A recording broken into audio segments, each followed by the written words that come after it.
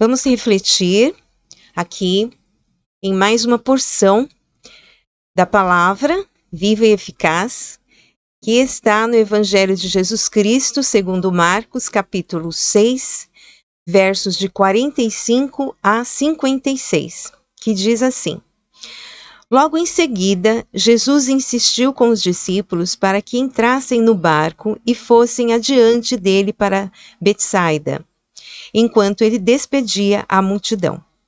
Tendo-a despedido, subiu a um monte para orar. Ao anoitecer, o barco estava no meio do mar e Jesus se achava sozinho em terra. Ele viu os discípulos remando com dificuldade, porque o vento soprava contra eles.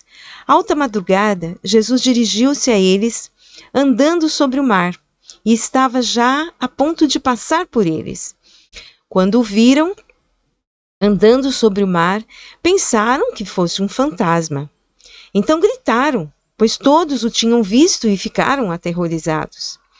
Mas Jesus imediatamente lhes disse: Coragem, sou eu, não tenham medo. Então subiu no barco para junto deles e o vento se acalmou. E eles ficaram atônitos, pois não tinham entendido o milagre dos pães. O coração deles estava endurecido. Depois de atravessarem o mar, chegaram a Genezaré e ali amarraram o barco. Logo que desembarcaram, o povo reconheceu Jesus. Eles percorriam toda aquela região e levavam os doentes em macas para onde ouviam que ele estava. E aonde quer que ele fosse, povoados, cidades ou campos, levavam os doentes para as praças, suplicavam-lhe que pudessem pelo menos tocar na borda do seu manto, e todos os que nele tocavam eram curados. Jesus está presente sempre. Quando o reconhecemos, superamos toda e qualquer circunstância. Você crê? Bem, após o milagre da multiplicação que Jesus tinha feito, né, multiplicação do alimento, em que todos da multidão comeram, ficaram satisfeitos, era hora de voltar para casa. No entanto, Jesus queria um tempo sozinho para conversar com o Pai Celestial em oração. Por isso, ele insistiu com os discípulos para que eles entrassem no barco e retornassem para Cafarnaum. Eu imagino a insistência deles, né, dos discípulos, para que Jesus ficasse junto, né, fosse junto com eles, ou então que eles ficassem ali com eles, esperassem para que voltassem juntos com Jesus. Mas Jesus os convenceu a irem no barco e que depois encontraria com eles. Bem, eu penso que eles não entenderam. Já era quase noite, né, como que ele iria voltar? Mas lá foram, né, foram. Jesus realmente os convenceu a irem e eles foram mais preocupados, né? E a preocupação é inimiga da nossa paz, né? A preocupação sempre, ela, quando vem, começa a dominar até nos nossos sentimentos. Mas lá foram eles, meio olhando para trás, vamos, né? Bom, a multidão, né, que estava ali, Jesus despediu a multidão, ela também se foi, e Jesus foi ao monte sozinho para orar ao Pai. Bem, enquanto isso, lá no mar, os discípulos, navegando, remando, chegou num momento em que começou a vir aquele vento forte, né? Isso eles já estavam no meio do mar. O vento começou a ficar muito forte, mais e mais forte. E aí eles já não conseguiam mais controlar o barco, tentavam remar, mas não controlavam, e começou a vir o pavor, né? Eles estavam em apuros e eles só conseguiam focar na circunstância, aquele sentimento de preocupação que eles já tinham tido lá no começo, quando entraram no barco, aumentava agora. E Jesus, cadê Jesus? Jesus não estava com eles. E eu pergunto, será que havia fé, alguma fé no coração deles? Creio que não, claro que não. As preocupações, elas sufocaram qualquer porção de fé que eles tinham. E isso acontece com qualquer um de nós, né? Por mais fé que nós possamos alimentar, se nós dermos lugar às preocupações, a preocupação abafa a fé. até o ponto dela não ter ação nenhuma em nós, a preocupação sim.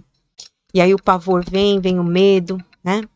E olha que poucas horas atrás, os apóstolos, eles tinham presenciado o milagre da multiplicação dos pães, né? Mostrando que Deus é dono da provisão, Deus é o dono de tudo. Toda a criação está debaixo do controle, do domínio de Deus. Eles eram discípulos de quem? Do Filho de Deus. Estavam seguindo e servindo a Ele. Quantos sinais já haviam visto Jesus realizar? Eles também realizaram muitos sinais quando foram enviados por Jesus em missão, mas o medo falou mais alto em suas mentes naquela hora difícil. Jesus não os deixaria continuar em apuros. Mesmo estando em terra, Jesus viu o que estava acontecendo e se dirigiu a eles. Como? Se eles foram no único barco disponível. Ele foi caminhando mesmo, superando as leis naturais que ele mesmo criou. Venceu a força da gravidade, mesmo em um corpo humano, e andou na superfície das águas, rumo ao barco onde os discípulos estavam tentando controlar. Os ventos também não atrapalharam Jesus. E ele chegou próximo ao barco e ainda fez que ia passar. Certamente esperou que os discípulos o reconhecessem primeiro, né? Antes dele se manifestar e se revelar quem era ali, né? Quem ele era. Mas isso não aconteceu, né? Ele realmente teve que se revelar. Aliás, Jesus está sempre atento a nós. Ter consciência disso é algo tão confortante. Se Jesus, em um corpo humano, já cuidava dos seus discípulos, quanto mais depois de ressurreto, em um corpo glorificado, sem limites. Mas uma coisa é certa, para sentirmos a presença de Jesus conosco, é preciso reconhecê-lo, pela fé. Os discípulos, naquele momento de apuros, nem se lembravam de Jesus. Para eles ele estava muito distante e não tinha a menor ideia do que estava acontecendo. Quando viram aquela figura caminhando sobre o mar, o medo aumentou mais ainda. Se eles já estavam com medo, imagine como que eles ficaram agora. Pensaram em algo sobrenatural, mas não relacionado a Jesus, e sim relacionado talvez a espíritos malignos, porque o texto diz que eles pensaram que era um fantasma. E a palavra grega usada ali naquele texto, segundo os estudiosos do grego na Bíblia, teria a ver como uma aparição, uma visão, algo espiritual e não carnal. Claro, a certeza que eles tinham era que não poderia ser um ser humano. Ninguém consegue andar sobre o mar. Nadar, sim, mas andar, absolutamente. Então, vamos imaginar o misto de sentimentos apavorantes que os apóstolos de Jesus estavam experimentando naquele momento. O milagre dos pães ficou no esquecimento ali, né? Mas olha o detalhe, né? Jesus ficou em oração. Jesus sabia que ele precisava se fortalecer com o Pai. E ele estava fortalecido ali. Glória a Deus. Bom, mas Jesus então, o que ele fez? Acabou se revelando, né? Rapidamente, né?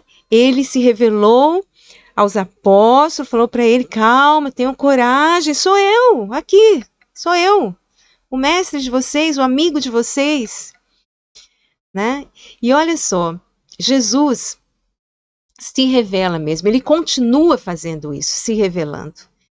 Quando nós lemos as Escrituras, desejosos de ouvir da voz de Deus, ouvir a voz de Deus falando a nós através delas, quando nós ouvimos testemunhos de pessoas que têm experiência com Jesus, que já tiveram experiência, quando nós ouvimos a exposição da palavra da verdade, né, tudo isso por intermédio do Espírito Santo que trabalha nos nossos corações, aí nós reconhecemos Jesus. Quando nós demos lugar, né? Quando abrimos nosso coração. E aí, reconhecendo Jesus, o conforto vem. Como aconteceu ali com os apóstolos. Quando eles reconheceram Jesus, o medo passou imediatamente. E o evangelista Mateus, que também narrou esse episódio, ele cita algo muito forte. O medo passou a tal ponto que Pedro, o mais ousado dentre os apóstolos, falou para Jesus, mestre, Mestre, eu posso ir até o Senhor andando sobre as águas também? Ordena que eu vá. E Jesus falou, claro, pode vir, Pedro. E ele foi, caminhando sobre as águas, igual como Jesus estava. Mas o vento continuava soprando. Mas ele estava caminhando, olhando para Jesus. Mas, em certo momento, ele deu lugar ali, ele duvidou, ele sentiu o vento forte batendo. Parou de olhar para Jesus, deu atenção ao vento e o natural voltou. A força da gravidade o puxou para baixo e ele começou a afundar. E eu creio que com o agitar daquelas águas pelo forte vento, nem mesmo um exímio nadador conseguiria dominar as ondas. Daí, claro, né? Ele clamou por Jesus e Jesus o salvou imediatamente colocando-o dentro do barco.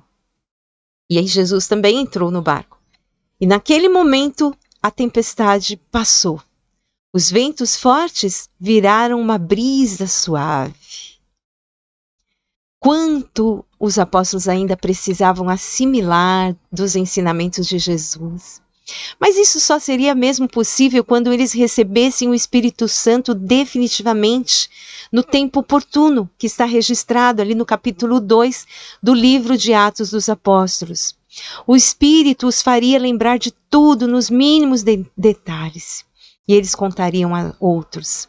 E o Espírito também atua em nós, quando nós nos abrimos para que nós possamos entender tudo aquilo que foi registrado dos ensinamentos de Jesus. E ali naquele dia, né, tudo em paz, chegaram à margem lá em Betsaida. E o que aconteceu? Muitas pessoas procuraram Jesus e o reconheceram. E foram a ele, né? Procuraram onde ele estava para receberem cura, para receberem libertação, para ouvirem ele falar. E Jesus, compassivo, curava e libertava a todos que iam a ele de coração aberto, né? Muitos, inclusive, só tocavam no seu manto e ficavam curados. Tudo que Jesus fazia, falava, também tinha um cunho didático, né? Pois ele veio para deixar uma amostra do reino, do que é o reino de Deus, o qual não tem parte com esse mundo caído. O reino de Deus não é natural, mas ele é sobrenatural. O reino de Deus é paz, é justiça e alegria no espírito e não na carne. Creio que aquelas pessoas receberam por um momento o dom da fé para crerem na pessoa de Jesus. A dor lhes fizeram abrir o seu coração.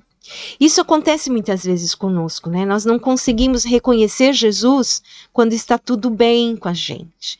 Mas quando vem a dor, vem o medo também. Porém, quando reconhecemos a pessoa de Jesus próxima de nós, o amor dele entra no nosso coração, a confiança vem e o medo passa. Vem a paz e a superação. Glórias a Jesus, nosso Salvador, nosso Mestre, nosso Senhor, nosso amigo. E quando ele subiu ao céu, ele enviou o Espírito para ficar definitivamente, né, conosco e em nós, dentro de todo aquele que crê em Jesus. Todo que crê recebe do Espírito Santo. Recebe e a sua mente passa a ser renovada e aí passa a entender os ensinamentos de Jesus, entender o que é o reino de Deus. Querido ouvinte, querida ouvinte, essa bênção não é para uma elite, não. É para todos quantos reconhecerem Jesus e abrirem seu coração para ele. Se isso ainda não aconteceu com você, ainda há tempo. Veja com os olhos da fé. Jesus está do seu lado, olhando para você com um olhar de amor. Olhe para ele. Reconheça-o como seu Salvador, Senhor da sua vida, seu melhor amigo. E tudo mais ele fará. E que Deus abençoe grandemente a sua vida. E eu continuo pedindo, se fez sentido para você esta mensagem, compartilhe com outras pessoas, né? Também peço que você deixe a sua curtida aí no vídeo e se inscreva no canal se você ainda não não se inscreveu, tá bom? Porque isso vai ajudar essa mensagem chegar a muitas e muitas pessoas. É a palavra viva e eficaz que está registrada na Bíblia, a palavra de Deus. Deus abençoe você grandemente e até a próxima.